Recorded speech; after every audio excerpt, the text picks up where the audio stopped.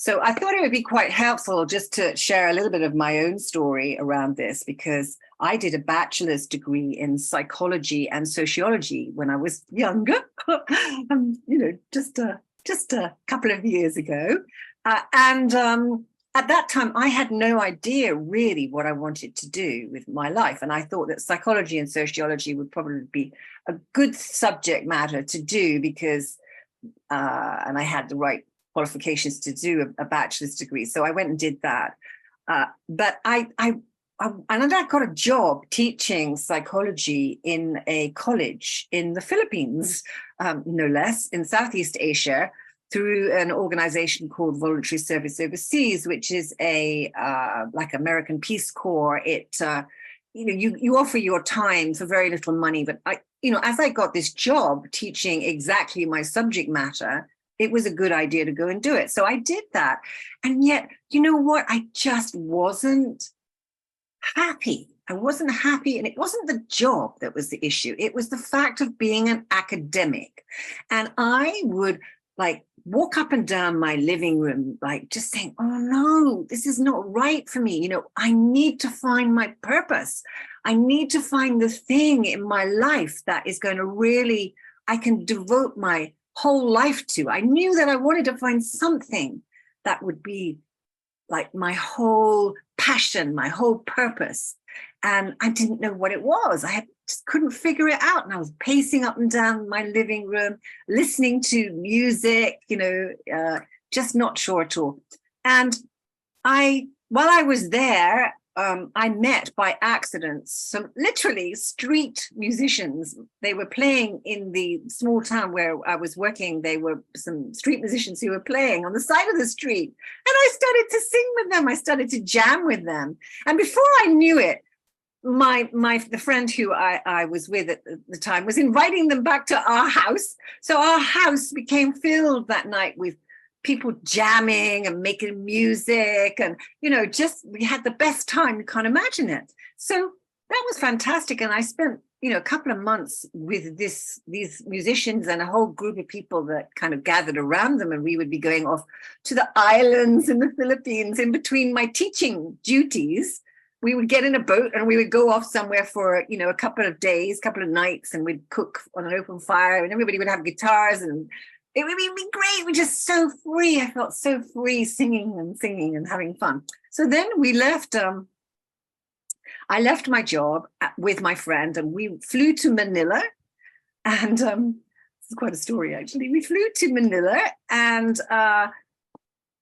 we were going to stay in Manila for a night, and then we were going to fly down to Bali and go from Bali up to through Malaysia and Indonesia, and then to Thailand, and then either go back west or go back east, depending on our money. And it was all planned out and everything was all sorted out. And we got to Manila. We were staying in an apartment there, and the woman next door was a Dutch lady, and she had a Filipino boyfriend who played in a band. And so she said, why don't you come? We're going to go. So I went that night to the nightclub where they were playing. Well, I had been teaching psychology for the last 2 years in a small university town in the Philippines where they didn't have any live music. And I was just, I don't know, it just felt like a musical orgasm hearing all this amazing music. To cut a long story short, which actually I've just written about in my book called The Courage to Follow Your Heart, I'm still thinking, what is it that I want to do with my life? What do I want to do with my life? And it was while I was in Manila and I was on a bus, and I can only describe to you that I literally felt like I was called. It was cataclysmic. I felt like I was hit by lightning, and it was like, oh, you mean sing? You mean I'm a singer? Oh, of course, that's what I'm supposed to do in my life.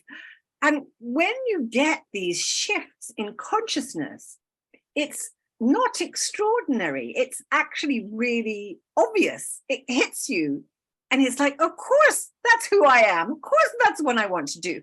But what you need to know is that I had this long period of not knowing and of trying things out before I got to the place where I was absolutely clear.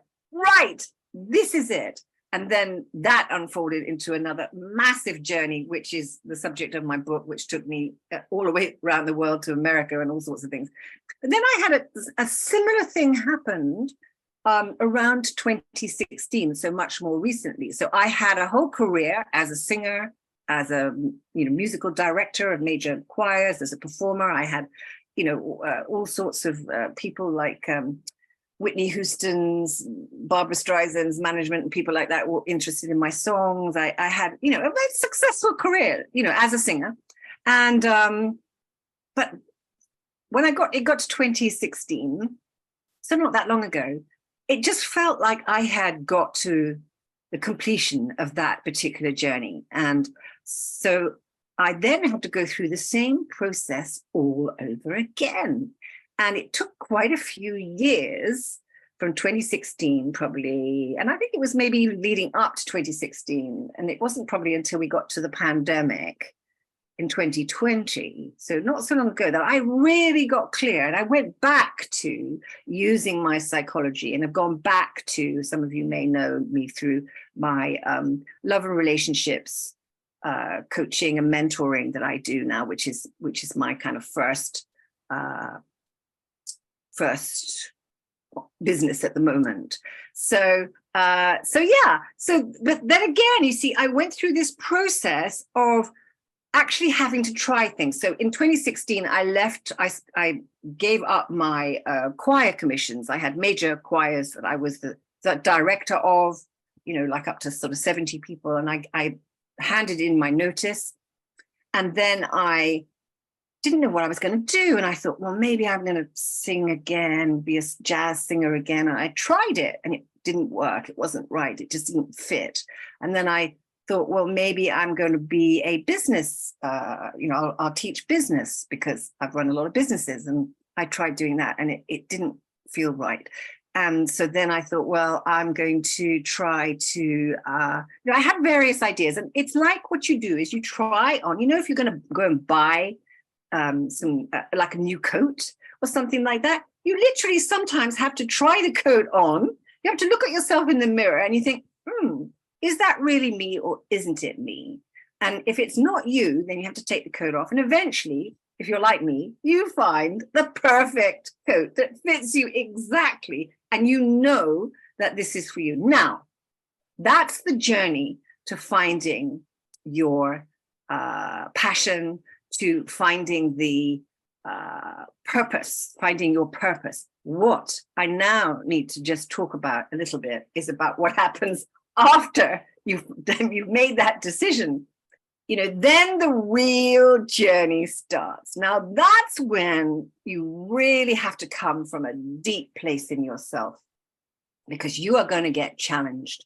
That decision that you have made, and it is like a relationship, actually. In a relationship, you have to make a commitment to another person. And sometimes you have to stay in that commitment, even when everything in you is saying, no, this is not right. If you can just stay there, sometimes you can move through that and you can get to the next level. Sometimes there are times, of course, when you do need to leave a relationship if it's not the right relationship. And that process then of deciding whether this is really right for you or not is a process that you have to go through. My guess is, and certainly my experience is, perhaps almost more, well, very much with following my passion and my purpose, that it is higher power directed. It comes from the all that is.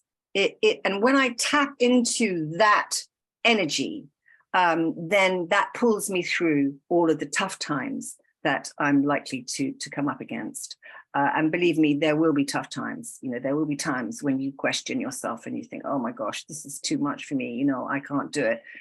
And so then you have to dig really deep. And that's when also what can come up is self-esteem, and really knowing that the universe wants you to do this. And it does. It absolutely does. So, my own insecurities have come up during this process. And I've had to keep reminding myself, that this is a really important cause. This is a really worthwhile endeavor. The universe wants us to do these things. It wants us to put out a positive energy in the world right now, more than ever before. And so then it's about learning the right tools that you need in order to be effective at doing that. And I can certainly talk more about that